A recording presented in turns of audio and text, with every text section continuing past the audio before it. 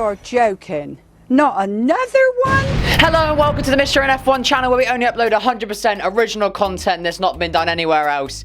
And also don't turn on the lights, apparently. It's 2021 now, lads, and you know what that means. A brand new season of Formula 1 is right ahead of us. Well, I say right ahead, but we still have like 3 or 4 months to wait. But still, it's a brand new year. And this season, despite the cars still being relatively the same compared to last year, it's going to be very different out there on track. We have a load of driver moves, team rebrands, old legends returning, and 2 brand new rookies. And this rich. So I thought, what better way to start this year by trying to predict how I think this Formula 1 season is going to go before we even see the cars revealed out there on track. Nothing like that. Just off the names on the list where I think they're going to finish. So let's not waste any more time since this video is going to be long enough as it is. These are my F1 2021 Championship predictions. Yeah, I came on the scene and I did it alone. I work every weekend, I've been in the zone. Got so many bars, I don't need a phone. They call it a game and I'm looking for throws. So we're going to start off with the Constructors Championship. And in 10th place, I'm saying Haas. Now at the end of last season, the team weren't looking too great. And I feel with this year, with 2 rookies coming in, one of which who's known to struggle in this first year of a new series, and the other who, well, is this bloke. I just can't see him making too much progress, so sorry Gunther, it's 10th place for you lot. 9th, Williams. Now the Williams car is definitely improving slowly as time goes on, and I think that will continue this year. We'll probably see them spending most of their time battling with the Haas and Alfa Romeos, and I think they might actually get a point or 2 this year. 8th place, Alfa Romeo. More of the same as last year from them. A pretty quiet year. The car isn't great. Raikkonen's a bit past his prime, and Gio, well, he's alright, he's just nothing too special. For 7th place, I'm saying Alpha Tauri. Now I'm predicting this is going to be a fan favourite team next year with this fantastic lineup. However, on track, I'm predicting more of the same as last year. You know, quicker than the back 3 teams by a big margin, but just slightly too slow to battle with the top midfield lot consistently. But you never know. I mean, it's the midfield battle. It's going to be insanely close no matter what, so just keep that in mind when I go through these next few,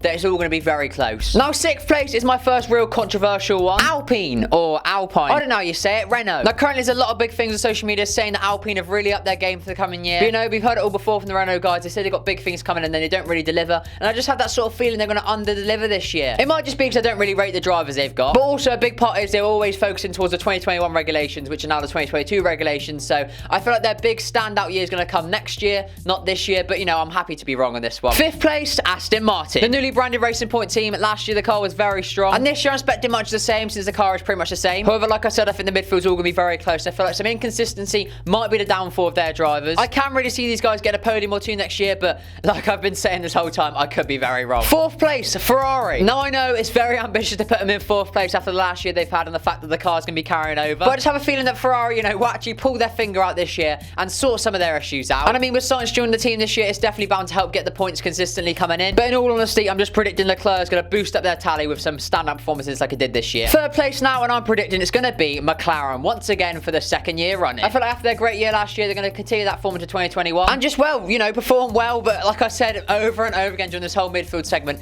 it's all going to be really, really close. So I could be totally wrong on every one of these and not actually be that shocked about it. But if I had to make a prediction, which I do for this video, that is the order I would put the midfield teams in. And finally, 2nd place Red Bull, 1st place Mercedes, because, well, do I even need to explain why? Although I do feel like the gap will be a little bit closer than the last few years, but still, definitely nowhere near an actual battle between the 2 teams. But yeah, that is the Constructors Championship for 2021 as I'm predicting it. Let's move on to the drivers now, shall we? We're going to try and get through this quick, lads, so hold on tight. 20th place, we have Mazepin. Poor car, even worse person. And out there on track, he's not really proven to be one of the best of the best, so, you know. 19th, Latifi. Gonna have a mess season in his mech car. 18th, we have Schumacher. I feel like he might struggle a little bit, as he often does in his first season in a new championship, but he'll definitely destroy Mazepin in the teammate battle. And I'm predicting there might be some cool battles between him and 17th place, Kimi Raikkonen. Now, I love Kimi, we all love Kimi, but he's definitely a bit past his prime by this point. I'm predicting he'll have a pretty similar season to last year, you know, pretty quiet, but have a few standout moments like Portimao where he'll just do something impressive. 16th place is Russell. It's going to be another painful year for George at the back of the grid. Like I said before, the car will be better, but still definitely not good enough to really battle with the midfield at all. However, I'm saying he will for sure pick up some points as long as he doesn't make any silly mistakes. 15th is Giovannazi. He's going to have another quiet year like 2020. I feel like he may get involved with the midfield battles occasionally, but his car won't let him do much more than that. 14th place is Sonoda. Now, I really rate Yuki, but I think he's going to have a fairly quiet year, just settling into Formula 1. However, I'm predicting him to have a few banging moments along the way, though. 13th place is Ocon. Now, I used to really rate Ocon back in the Force India days. However, he didn't really pop off last year year at Renault. Just having one majorly good result, really. So I'm not expecting big things from him, but I wouldn't be surprised if he could grab another podium out of nowhere because that's just the way the midfield goes at the minute. 12th place, I'm putting Gasly. Nothing against the bloke. I just feel like his car won't quite be up to it this year. Overall, I think he'll drive well, but he just won't have that win to boost up his points tally like he did last year. 11th place now, and this one is going to get some people mad. Fernando Alonso. Now, calm down, everyone, okay? Don't shoot me. I just feel like Alonso might underperform a little bit compared to what we're expecting of him. Like I said previously, I just think the car won't be as good as we were all thinking it's going to be. But even still, I'm saying he's going to absolutely dominate Ocon in the teammate rivalry. And no matter what the case is of his car or whatnot, he will for sure be there to grab those banging results when it all goes tits up for everyone else. 10th place, I'm saying Vettel. Now, I, like everyone else, really love Seb as a bloke, but I just don't think his form will improve as much as we think it will going into this new season. However, I can see him having some absolute banging battles with Alonso, which I just can't wait to see. 9th place, I'm saying Carlos Sainz. In 2021, I think Carlos is going to have some good pace, but I feel might just get unlucky. But I don't know really, lads. Like I was saying in the Constructors stuff, it's so close to this midfield, like 6th place to 11th on this list,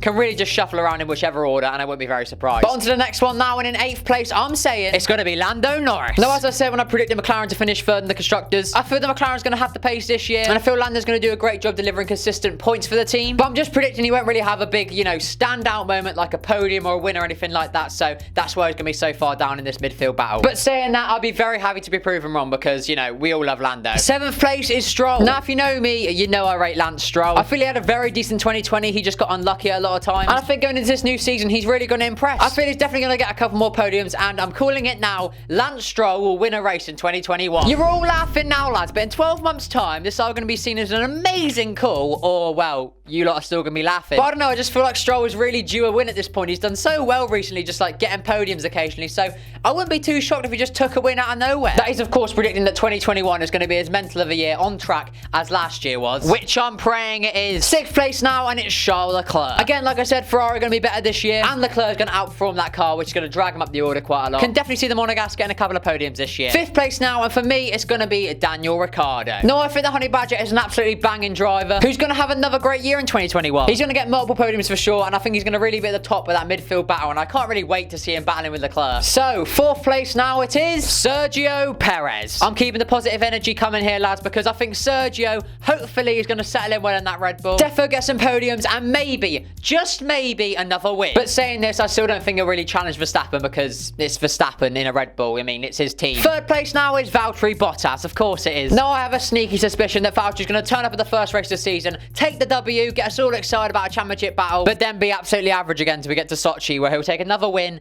and then that'll be it from him, really. But once more, if I'm wrong, good. And then finally, 2nd place is Max and 1st place is Lewis. Again, do I even need to explain why? Max would have been in 2nd place this year if it wasn't for all his bad luck. So I'm saying he'll get it this year in 2021. However, saying this, he won't be very close to Lewis because it's Hamilton. He's going to turn up, take his 8th title and leave. And it's mad because that's not even a controversial thing to say. That's like the safe option to go for at this point. But I mean, with his current form and the fact it is just Lewis Hamilton, I can't really see anyone else winning the title. But if someone does, we've had an absolute banger of a season. But yeah, that's pretty much it. Those are my 2021 predictions for the F1 season. How wrong am I? Only time will tell. And if I've made you mad by putting your favourite or least favourite driver at a place you think isn't quite right, make sure you let me know in the comment section down below. I'm very interested to see where you think the car's going to finish this year because, you know, everyone's got their own opinion. Again, like I've been saying this entire time, these predictions are very hard to make, especially in the midfield. But if by some miracle I am 100% right on my predictions, I'll be very impressed. But before we go there, I want to throw out a few rogue predictions. You know, there's little predictions you make that if happen, you look like a genius, and if don't, well, you know, no one really cares. Ocon and Alonso will crash together. Latifi will get points, and he'll do it before Russell does. Just 1 point though, because it's Latifi. Let's not get too ahead of ourselves. And finally, the Australian GP won't be the first round of the season. I mean, that's pretty much a given at this point. But you know,